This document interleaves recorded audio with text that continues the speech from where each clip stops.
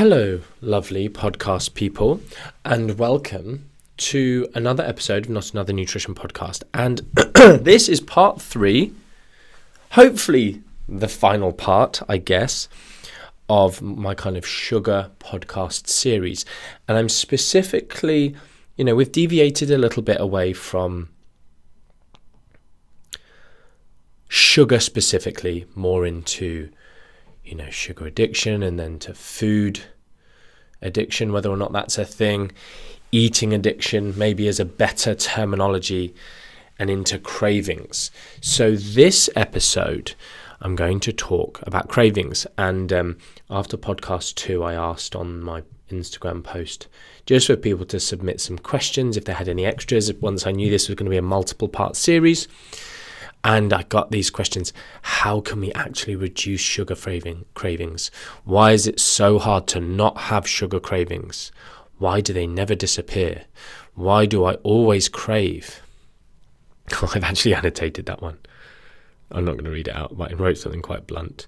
I'm just going to talk to you about this stuff, because one of the other things is people are notoriously bad at being literal in their communication, which is really difficult, because if you're not literal, things get confused. And this is why people are often bad teachers, because they're not considered in their responses and in the words they use. This is a bit weird, actually. I feel a bit disconcerted. We're soon releasing the podcast on YouTube. So if you're listening to this one and you are one of those people who like to watch, then and you want to go back and listen to any episodes, I don't know why you would do that, but I know some people do listen to them more than once, and you want to watch, they're going to be on YouTube. Where was I? Yeah, I feel a bit disconcerted. Kind of my setup is a bit odd. Lucy kind of told me to move a bit forward, but I think she's talking rubbish. Maybe not. Anyway, sorry. So, I want to start by basically saying that the term food craving doesn't really have a valid definition. It's difficult to define.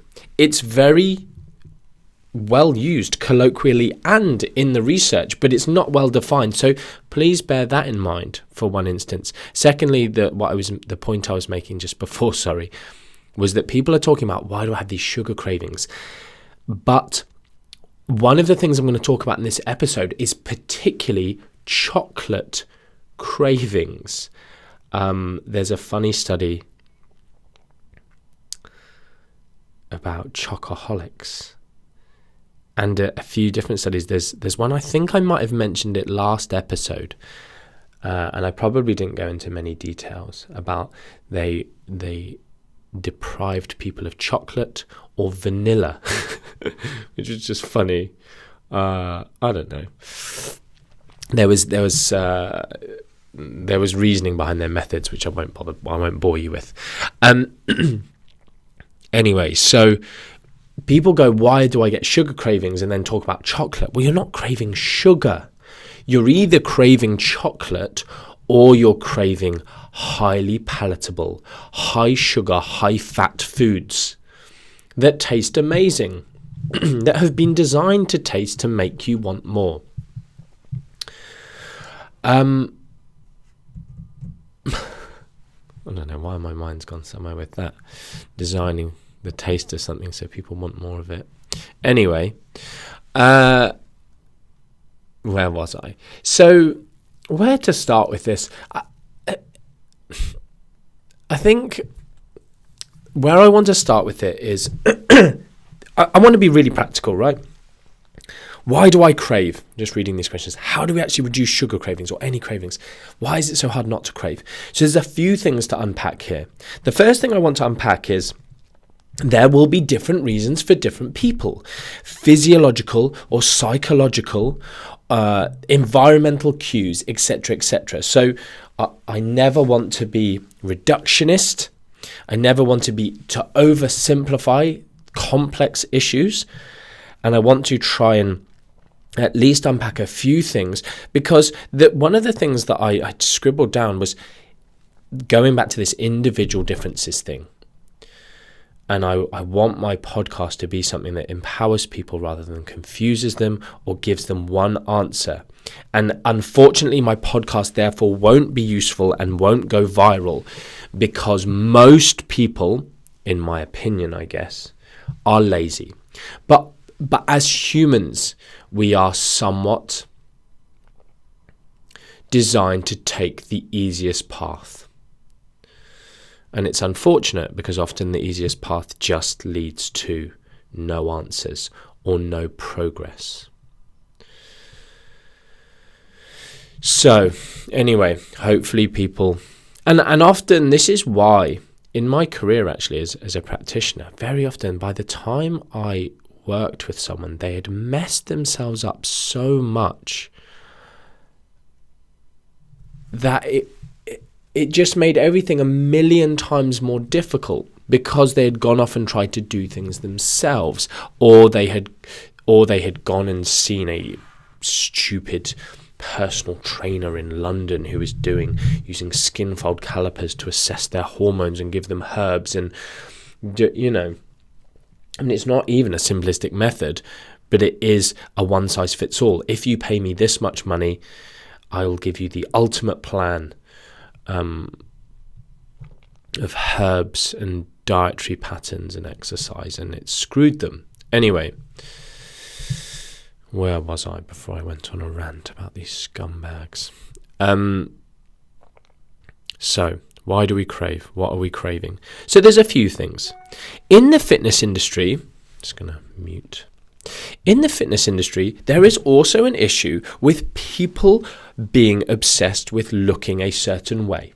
And I'm not saying that as a negative thing or a judgmental thing to them. I like to look a certain way. But often at the expense of other things. And this is one of the issues. If you move your body far enough away from what we term our set point or our settling point, where your body naturally likes to sit, your body is going to try to regulate that. So we know this term homeostasis. And it tries to keep things the same. And one of the ways it will do that is to increase hunger. And that's where I want to start some of this, is some people, and I'm kind of going this, why do I always crave? And I wrote, because you always restrict or you are always hungry. Okay, so two different things. And it's something that I'm going to say here, which I'm probably going to put on some kind of quote at some point, is restriction is not hunger, and hunger is not restriction. Restricting foods doesn't equal hunger. These are two very disparate things. And people not as clever as me, yeah, I said it, people not as critically minded as me, people who just say things without thinking or without considering things, will often talk about a set number of calories or a set amount of restriction, and talk about how hunger is this linear thing, this linear entity. Restrict more equals more hunger. And they just never bother looking at the literature or listening to me properly. And even when they do listen to me, they don't then let that sink in when they talk about different diets or their diets or whatever. You know, I talk about this rapid fat loss protocols, this aggressive dieting, these very low calorie diets, not as something that's mine, that's in the clinical literature. And what we see is this reduction in hunger in the majority of people. So I want to start with that, of saying, And likewise, flip the types of individuals I'm talking about there with then the anti-diet movement people who think that anyone who restricts equals this is the outcome. Now, hunger is something we probably mostly want to steer clear of to a lesser or greater extent. There will be times that you are hungry. The problem is then fighting that hunger is an issue, or can lead to issues. But restriction is something totally different. Restriction, I've mentioned this just super interesting bread study previously, where they don't make people more hungry. They don't, the type of restriction is not a greater calorie deficit. The type of restriction is not even a macronutrient ratio. It is simply the instruction to do not eat bread. You can eat cookies, you can eat cakes, you can eat ice cream, you can eat chocolate, but you cannot eat bread. And people feel restricted and their adherence is lower. They drop out of the studies when you tell them, that's all you tell them. You can't eat bread in this study. And you're both on a fat loss diet, we're going to put you in a calorie deficit. And certain people just can't stick to it. And this is the same thing of these deprivation studies, this idea of you cannot have XYZ. We're going to remove chocolate, or we're going to remove vanilla, or whatever. So I don't know where to go in terms of what the right order of this is, but we'll stick with restriction. No, I'm going to go with hunger, okay? Because that's a simple thing. There's two elements to hunger. One is that if you are trying to maintain a physique or a look, and to be honest, it's complex, isn't it, when you bother to think deeply about this stuff. And this is something I spoke about on my tour a lot. And some of this will help with self-acceptance in some people. And it might actually be difficult for some of you to hear. Some of you as practitioners, personal trainers, need to hear this so that you stop being a gimp to your clients. And some of you need to hear this to understand your situation and to understand the cards that you were dealt at birth, in your teens, whatever, may have changed. And this set of cards that you're now playing are different. And you need to know what set of cards you're playing with to understand how to best play your hand. I hope that analogy makes sense to you. Because what I'm saying here is your genetics don't change completely over your lifetime, but things will change with regards to your physiology, your metabolism, etc. And I do plan to record maybe even a series on metabolism because there is a lot of misunderstanding on it. So what I'm saying here is if you are someone like me, for instance, naturally lean. Again, a big thing that people, the word privilege and all these social justice warrior idiots that exist in the world that ruin words and ruin movements. Don't stay on topic, Martin, stay on topic. But privilege, I understand my privilege. I understand that I'm in a privileged position in our society where I have a small appetite. And when I overeat, my body reduces my appetite so that I don't. And people thinking, oh, weight loss and fat loss and the way you look is all about willpower. And it's just, if you're someone who just digs deep and grinds, X, Y, Z will happen. No. That isn't the case. It is not a level playing field. Genetics exist, and they are hugely powerful. In fact, I even made a little note about a really interesting functional magnetic resonance imaging study that looked at some individual differences. Oh, I didn't actually write the author's name. Bad from me. I just made a little note to myself about genetically more able to resist consumption of high-calorie foods. Again, I'm going to start putting all of more references on my website for each podcast episode. So, on the website, martin-macdonald.com/NANP for Not Another Nutrition Podcast. That has all the episodes, and then you can click into those episodes, and I will put some of these references because I know some of you are geeky and like to go and read these things.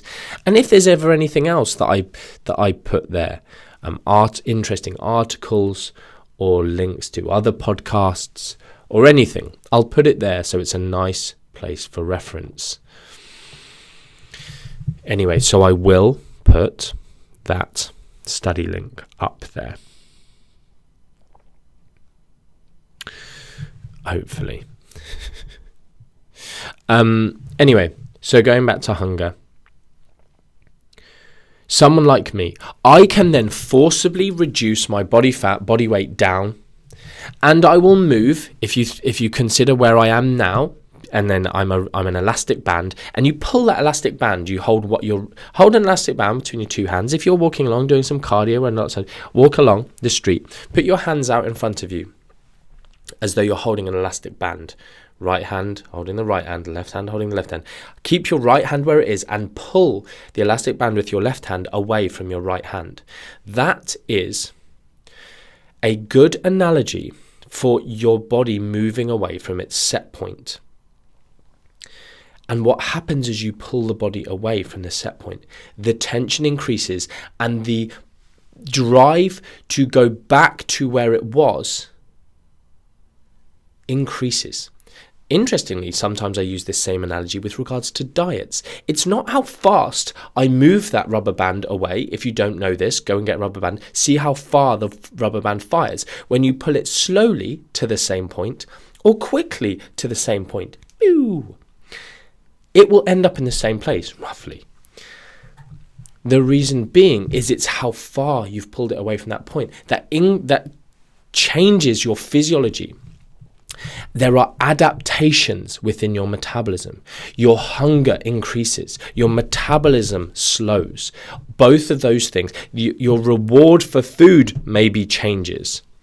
Those things. Your unconscious movement around the place and your fidgeting goes down to try and bring yourself back to your settling point.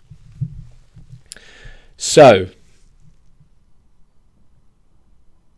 hunger, me, dieting down, getting leaner, that drive increases.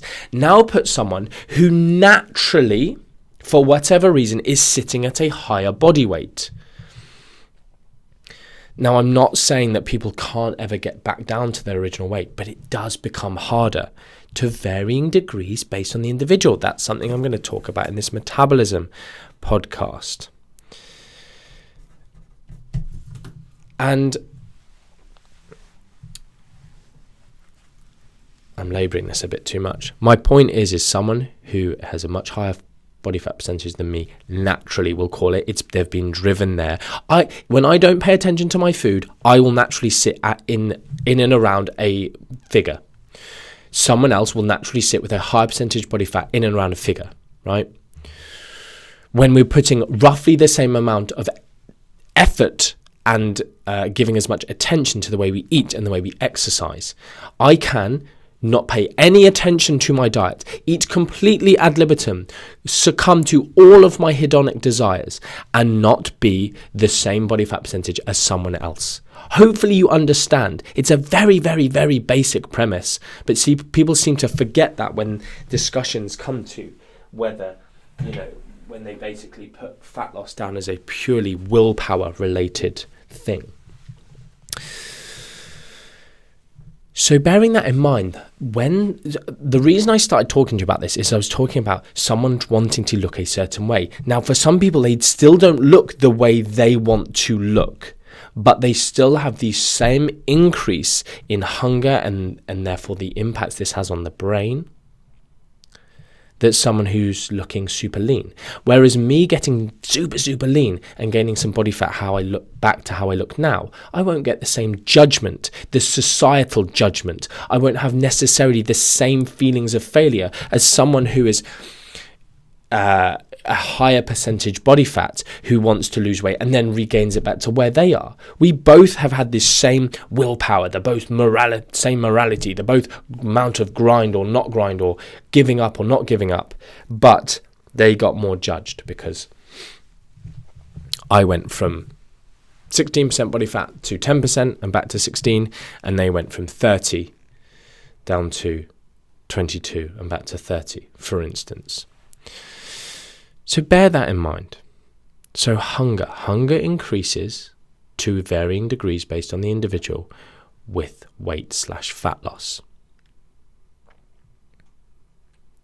Second of all, calorie restriction. When we diet, hunger will increase to varying degrees, and we have this non-linear curve.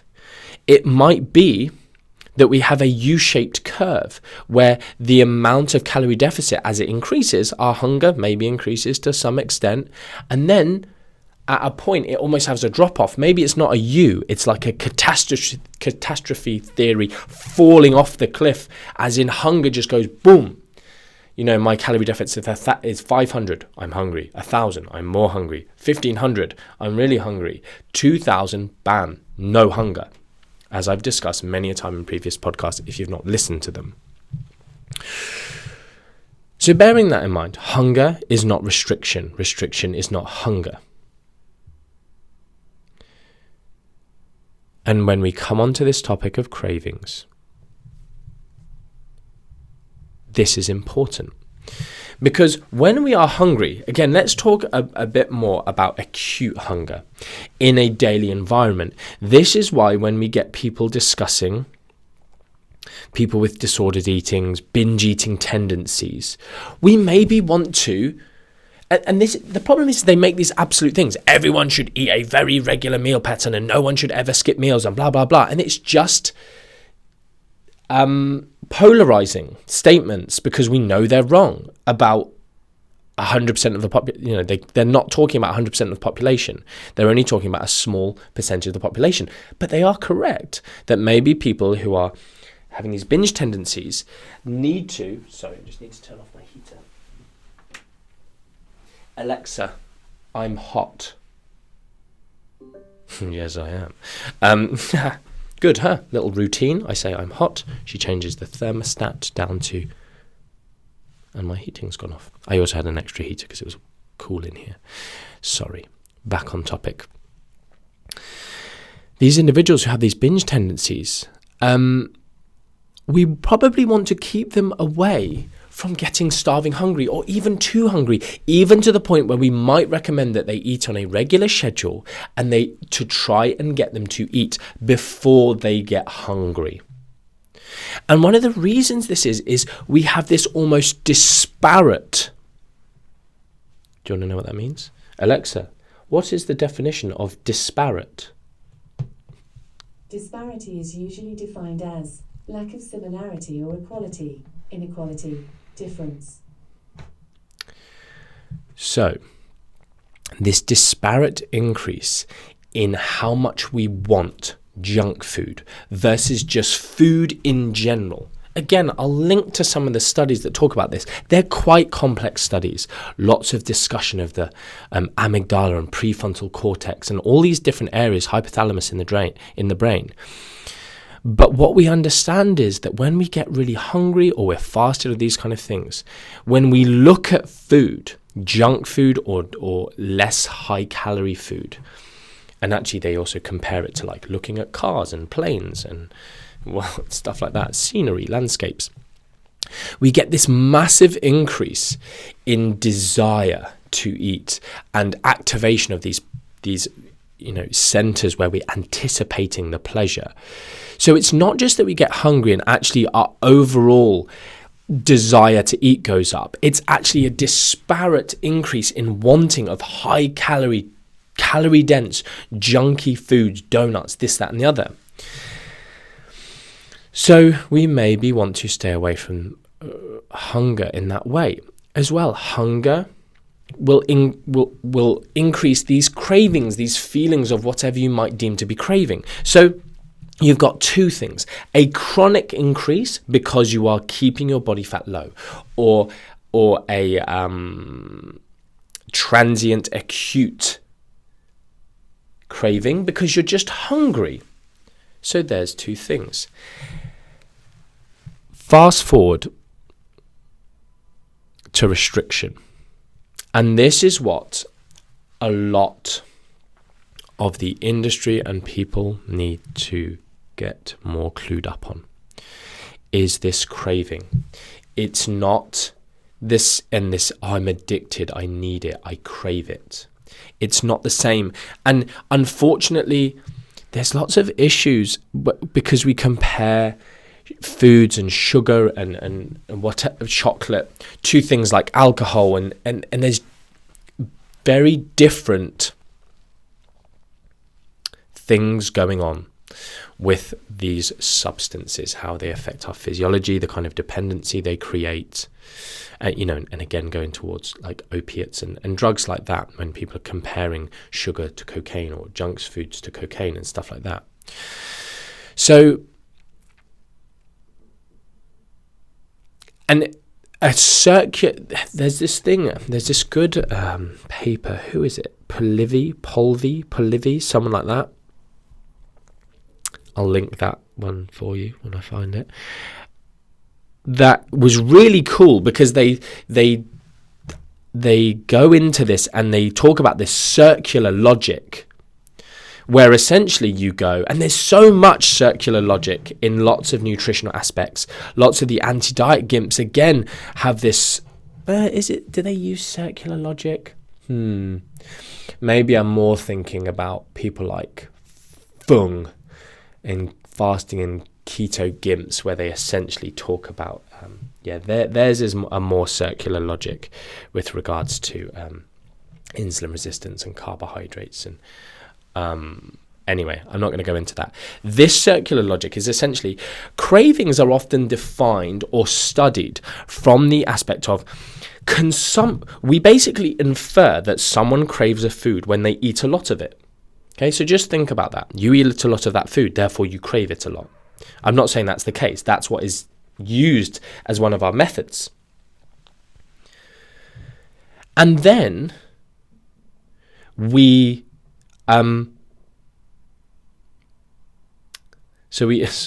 infer cravings based on consumption, and then we base consumption on cravings. And so we do both things at the same time.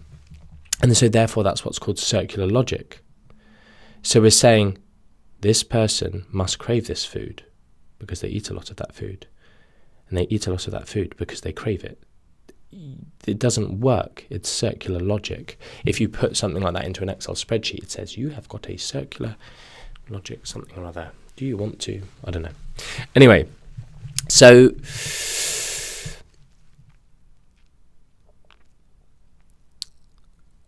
cravings, it's a big issue. You, by not eating the foods, and so what I want to talk to you about is then we go into this physiological versus psychological aspect in the cravings world. Remember that this thing, your perception of restriction dictates its impact. Your mind is so powerful. Please don't think you're clever enough to outsmart your mind. You're not. You're an idiot. Your brain and psychology and whatever has evolved over these millions of years, and you're not going to just tell yourself, no, I can eat chocolate, but deep down, you're not letting yourself, etc. So remember I mentioned last podcast about this eat and be merry because tomorrow we diet. Just being told that you're going to have to diet tomorrow initiates this craving, this wanting to eat more, right? It's all in your mind. You haven't even started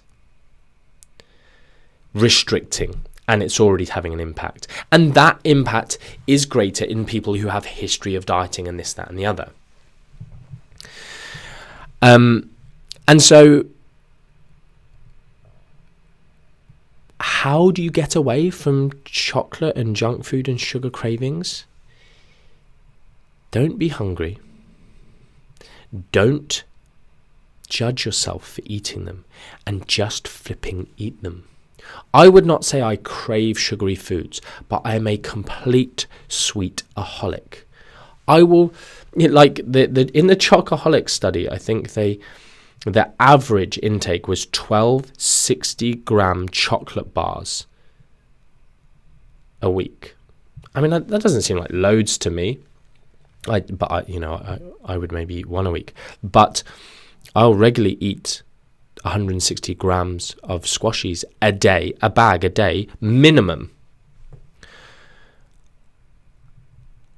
I don't call myself addicted to sugar, because I just eat them. I'm not a high restraint eater. And I think this is the big thing that comes up in all the research that people need to understand, is high restraint eaters, people who restrict themselves, they tend to have higher BMIs, for instance, but then it becomes this chicken and egg scenario in many of these cases. And lots of the intuitive eating crowd will use this, and I don't know if they do it intentionally or they're just not intelligent enough to understand what they're doing. But basically saying that, the intuitive eating scale in and of itself is literally testing only what it wants to in its scale. So it's like, people who eat more intuitively have lower BMIs. Basically saying if you calorie count, your BMI will go up. But they don't have any causation within there. I am an intuitive eater, as in I would score well on the intuitive eating thing. I never count calories. I listen to my hunger cues, blah, blah, blah. But I'm naturally lean, so I don't have to do those things. And I don't have to overly look at my nutrition to be the way that, say, society tells me I should be. If I start calorie counting, my BMI is not going to go up unless I want it to. But people who have more obsession towards food are maybe that way because they know that food affects their body weight or their body shape, etc.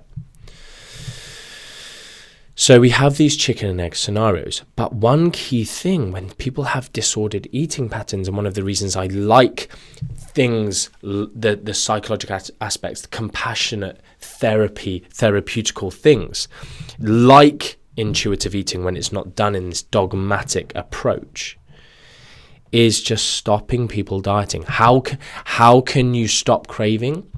Stop dieting. Stop restricting. Stop suppressing your body weight. Stop demonizing foods. But one thing that may help you initially is just to eat the food that you're craving all the time. And you might want to exercise some moderation within that initially if you don't want to fully let go, and that's absolutely okay. Sometimes people go, it's like take the reins off and just go mad. Likewise, people do that and have had success with it. But you might not feel comfortable that way. You might just want to go, I'm going to eat X amount of chocolate every single day. And it's counted. And you can feel some sense of control in that. And you can see that it doesn't cause your weight to spike massively or whatever. You can do this with bread. You can do this with sweets. Do it with whatever, for instance. And essentially, you disempower the food. By doing so, you have it every single day. Often people turn to that food to cope with something, stress or whatever, bad day at work, fight with their partner, and they binge. Well, if you have it every single day because it's their naughty food, so they reward themselves with that food, and getting out of their mindset can be hugely helpful for some.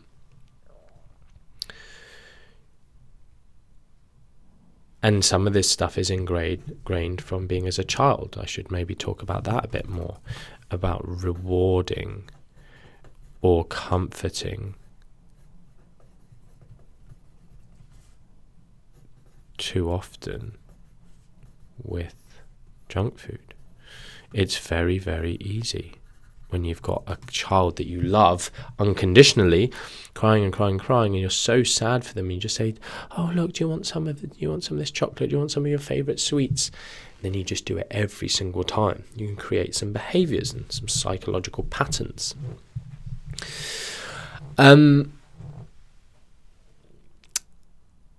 So this is my practical recommendation, is to start doing the opposite of what maybe you think. And I also just want to mention that as if we call ourselves this evolutionary being, we probably have evolved to seek out these high calorie foods, or not probably, almost certainly this is shown in the literature. And it's an advantage as someone in the animal kingdom. And unfortunately, we now have a situation where we no longer have any food scarcity in the Western world, for instance. So seeking out those foods is really an advantage, being able to do that, and our body being able to remember the dopamine hit that we get from them. I think I mentioned the gut-brain axis in the last podcast, where we now understand that having these foods and the gut talking to the brain and the dopamine release and giving it, we can learn that pathway, and we can learn what foods gave us that hit so that we can seek them out, and next time we can then have this memory for that dopamine release. So there is an element of different people will need to take different paths. Maybe for some people it's eating those foods every single day to disempower them, but then bearing in mind that maybe some of the cravings, you have this memory. So every time you see that food, and you will never be able to get yourself away from that food completely, and you may know it's always there and this, that and the other, and therefore you want to eat a more healthful diet, and you don't want to eat a bag of squashies every single day. So you purposefully start just not buying them on some days, and you maybe do have a period where you feel like them, but you just go, I'm going to have something else. And over time, this is almost like an ivory tower discussion, or a utopian discussion of, you get to the point of empowerment, and you get to a point where you're not demonize the food, you're not a really, really restrained eater, and you're not, pushing your body weight down, X, Y, Z. And then actually, it's this whole idea of going to live on an island, and you haven't got access to that food, and therefore your perception isn't that you're restricting yourself, it's just it's not there, and you forget how rewarding donuts or squashies or whatever were. And it will reduce your cravings for them over time. But simply going every time you go to the supermarket, I'm not buying chocolate, and I'm not having that chocolate, and I see it there and I really want it, isn't the way forward to stop cravings. Okay. I wonder if there's anything else I need to talk about. I made a couple of notes. Oh yeah, the one other note I mentioned, one other note I made was this one study that cropped into my mind just because it's like a chocolate study. Eat chocolate and lose weight were the headlines. And the research group is a really, really good research group. I can't remember it begins with J, but I can't say. I think it's a woman, Jabakowitz or something. Anyway, you'll know it, those of you who are Kino geeks. And lots of the stuff I talked about like it's timed eating. And again, I'll link this study because it is a cool one. And lots of people in the kind of circadian rhythm, or chrononutrition world, and this group has done some good research in that area, but they'll use this study to say, yep, earlier eating is better for fat loss. But they don't really look at what these researchers were discussing, and some of the intimate parts of the methodology in that it's a isocaloric study groups, both in a calorie deficit, and it's basically large meals in the earlier part of the day and then smaller in the later, and then vice versa. But the difference, or maybe this particular study, I'm trying to remember what year it was, quite recent, in the last few years. I'm thinking of the 2013 study, I think, which is different, which isn't exactly the same as this.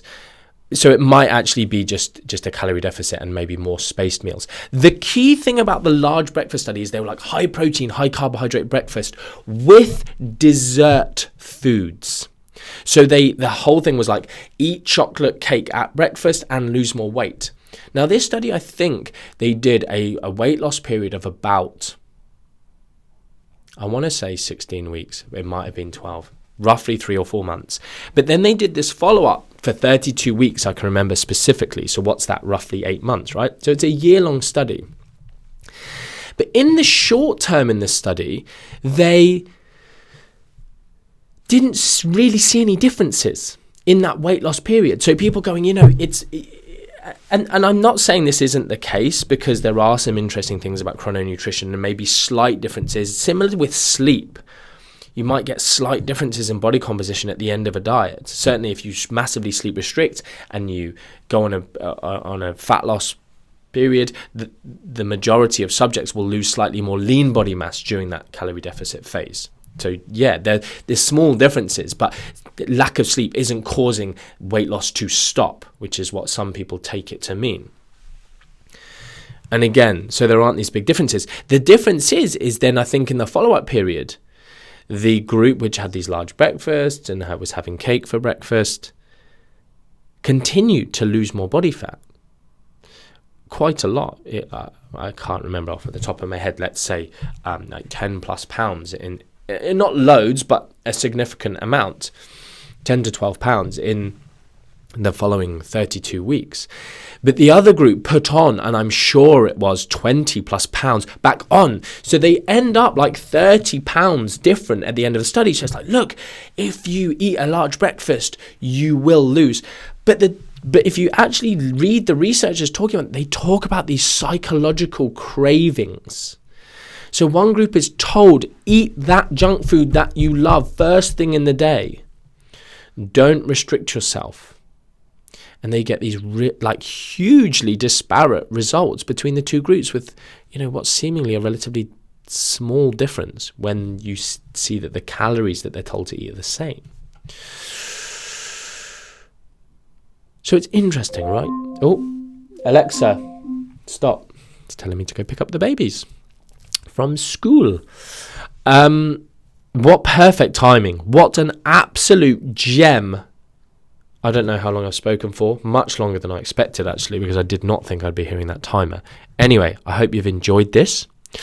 All the references and studies, I will get them on my website. And one thing actually I wanted, so again, I was going to talk a bit about individual differences, wasn't I? But people are different. I'm not going to talk about that too much. I do want to talk about artificial sweeteners. Someone asked, is sugar as satiating as protein and fat? Protein we know is way more satiating than all other things. Sugar is not overly satiating. So maybe within the discussions around artificial sweeteners, I can talk about sugar-sweetened beverages because they are an interesting entity and something that would be interesting for us to discuss perhaps. Anyway, I hope you've enjoyed this. Thank you very much to those of you who have reviewed the podcast on iTunes. I really appreciate that. Please also, if you're not one of these people who clicks the subscribe button within the iTunes app or the iTunes website, I'm told that really helps the podcast with regards to the ratings, because they don't tell you how many subscribers you have. But I'm told that helps iTunes know if people are really interested in, because it might just be you get different listeners each time. But if you have subscribers, it says you're good. So please, even if you've just got even a partner, if you want to do me a real favor, give me a birthday present this year. Like people have donation buttons, Patreon buttons to give money. I don't want your money, but I would just really love the podcast to get out there more and more. I saw recently it was rated 5th in, I think it was the nutrition category in Great Britain, or maybe it was in America, or I don't know. Anyway, it was quite cool seeing it that high up for something that's relatively new. And Anyway, I really appreciate that. I'd love it if you left a review on iTunes, etc. And as always, please feel free to interact with me on my Facebook or Instagram posts about each episode. If you want to give feedback, ask more questions, clarifications, anything. Right, until next time, much love.